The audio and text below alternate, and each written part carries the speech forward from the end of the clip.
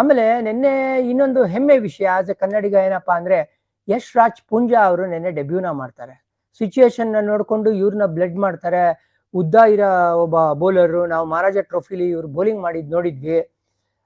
But straight away IPL ವೇದಿಕೆ ಮೇಲೆ power ಪ್ಲೇಲಿ ಒಂದು ಓವರ್ ಹಾಕ್ತಾರೆ. ಅವಾಗ ಒಂದ್ ಸ್ವಲ್ಪ ಕಾಸ್ಟ್ಲಿ 13 ರನ್ ಬಂತು. ಓ ಏನ್ ಗುರು ಕೊಡ್ತಾರೋ ಇಲ್ವಾ, ಇವ್ರ ಮೇಲೆ ಭರವಸೆ ಇದೆಯೋ ಇಲ್ವಾ ಅಂದ್ರೆ ಇಲ್ಲ, ಸಖತ್ತಾಗಿ ಮಾಡ್ತಾರೆ. ನೆಕ್ಸ್ಟ್ 3 overs 1 ವಿಕೆಟ್ ತಗೊಳ್ತಾರೆ. 12 ರನ್ ಕೊಡ್ತಾರೆ. 25 ರನ್ ಓವರ್ ಆಲ್ ಅವ್ರು 4 overs ಅಲ್ಲಿ ಕೊಟ್ಟಿದ್ದು. ಒಳ್ಳೆ ಬೌಲಿಂಗ್ ಮಾಡಿದ್ರು ಯಶ್ ರಾಜ್ ಪೂಂಜಾ. ಇವ್ರ ಮೇಲೆ ಭರವಸೆ ಇರ್ಬೋದು.